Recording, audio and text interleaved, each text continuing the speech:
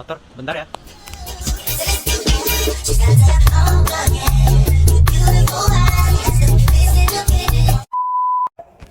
Nah, gini kan enak. Halo semuanya. Hai, Kita di kelompok 4. Aku Fawas. aku Ervina, aku Eva, aku Nadia. Jadi di sini kami akan menjelaskan tentang siklus pendapatan kredit pada UMKM Laundry Berkah. Tonton sampai habis ya. Kepoin terus ya. A few moments later. Hai, di sini aku mau ngejelasin tentang deskripsi entitas bisnis dari Laundry Berkah. Laundry Berkah adalah suatu usaha mikro kecil dan menengah UMKM yang bergerak di bidang jasa laundry, berdiri sejak tahun 2020. Laundry Berkah memberikan pelayanan laundry yang berkualitas dan terpercaya kepada pelanggannya, dan menggunakan peralatan canggih dan deterjen yang ramah lingkungan. Laundry Berkah mampu memberikan hasil cucian yang bersih dan wangi.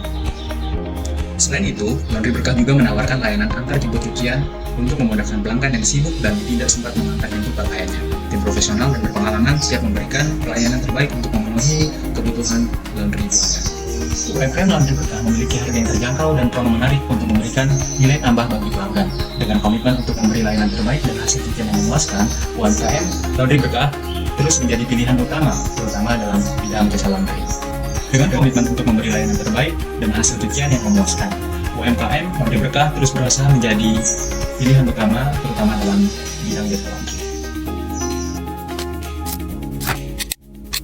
Laundry Berkah ini merupakan usaha mikro kecil menengah yang terletak di Jalan Terusan Sigura-gura, Kecamatan Sukun, Kota Malang.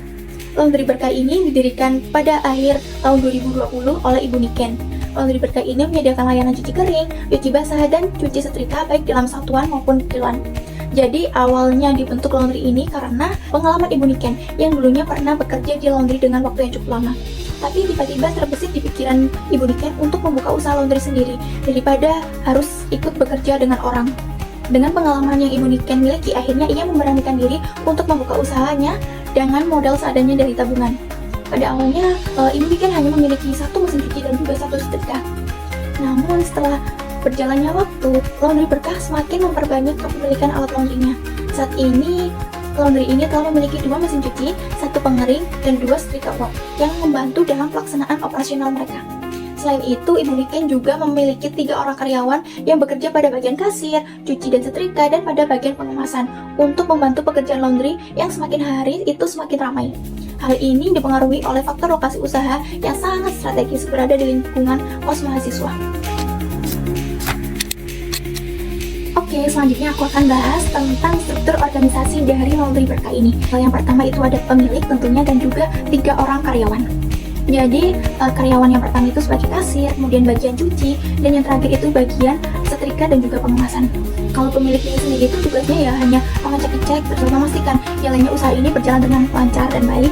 Kemudian bagian cuci, selanjutnya bagian cuci itu bertugas untuk mencuci semua pakaian. Selanjutnya ada bagian setrika dan juga pengemasan. Jadi ketika semua pakaian itu sudah dicuci, kemudian disetrika dan juga dikemas dalam bentuk plastik sehingga rapi dan juga tersusun wangi. Kemudian yang terakhir ada bagian kasir. Nah, untuk kasir sendiri tugasnya itu melayani customer, kemudian mencatat pendapatan atau pemasukan dan pengeluaran yang terjadi di setiap harinya. Jadi dia itu merekap dari pengeluaran pendapatan di setiap harinya. Seperti itu. Oke, selanjutnya adalah bahas apa ya? Jadi teman-teman, selanjutnya di sini aku akan membahas tentang rantai entitas bisnis Laundry Berkah. Yang pertama, penerimaan pesanan. Laundry Berkah bisa langsung menerima pesanan di outletnya ya, jadi pakaiannya langsung diantar ke outletnya. Yang kedua, bisa kita untuk diambil di kos atau rumah masing-masing karena Laundry Berkah juga menyediakan jasa pengambilan pakaian di rumah masing-masing. Biasanya pengambilan pakaiannya itu pagi hari. Selanjutnya, bisa juga menggunakan jasa layanan online seperti gosen. Jadi nanti kalian bisa pesan gosen terus kirim ke outlet Laundry Berkah. Jadi yang kedua adalah pencatatan penerimaan. Nanti laundry yang dari di outlet yang diambil ataupun diantar itu dicatat nama pengambilan sama jenis laundry. Dan jika nanti kalau udah langsung dibayar lunas, nanti akan ditulis lunas. Dan jika belum dibayar lunas, akan ditulis belum lunas di pencatatan. Jadi yang ketiga ada pencucian. Pencucian dilakukan setelah tadi dicatat. Itu pencuciannya pertama itu dipilah berdasarkan warna, bahan, sama mode yang ada di bajunya. Selanjutnya nanti akan dicuci menggunakan mesin cuci dengan deterjen yang biasanya diambil di agen dengan stok 1 bulan sekali. Selanjutnya nanti akan dikeringin menggunakan mesin pengering lalu dijemur beserta bahan-bahannya. Yang keempat ada penyetrikaan. Setelah tadi pakaian dijemur sampai kering, pakaian akan disetrika. Setelah disetrika akan dilakukan pengecekan untuk melihat apakah ada kerusakan atau noda yang belum hilang. Yang kelima ada pengemasan. Setelah pakaian yang sudah disetrikakan ini akan dikemas menggunakan plastik. Setelah itu akan diberi label nama untuk memudahkan pengembalian kepada pelanggan. Karena pada pengembalian biasanya pakaian yang sudah dikemas sudah jadi bisa diambil di outlet ataupun bisa meminta jasa antar laundry berkah buat mengantar. Biasanya diantarnya pagi hari atau juga bisa memesan dosen untuk mengambil pakaian yang sudah selesai. Yang ketujuh ada pembayaran. Pembayaran bisa langsung di outlet saat mengambil ataupun mengantar pakaian, atau juga bisa melalui online transfer. Pada laundry berkah berasal dari uang ibu niken sendiri, uang anak ibu niken, serta tabungan ibu yang dipunyai ibu niken. Seiring berjalannya waktu, modal dapat dari hasil laundry yang didapat ibu niken. Selanjutnya akan dijelaskan oleh Kak Nadia. Siklus pendapatan merupakan suatu rangkaian aktivitas bisnis dengan menghasilkan barang dan jasa yang dijual kepada pelanggan, kemudian mengumpulkan uang pembayaran atas penjualan tersebut. Menurut Romney dan Steinberg 2015, terdapat 4 aktivitas utama dalam siklus pendapatan. Yang pertama adalah entry pesanan, yang kedua adalah pengiriman, yang ketiga adalah penagihan, dan yang keempat adalah penerimaan kas. Dalam siklus pendapatan terdapat 2 sumber utama, yaitu dari penjualan tunai dan dari penjualan kredit. Untuk makalah kami ini, kami menggunakan siklus pendapatan kredit terhadap usaha mikro dari Laundry Berkah milik Ibu Niken.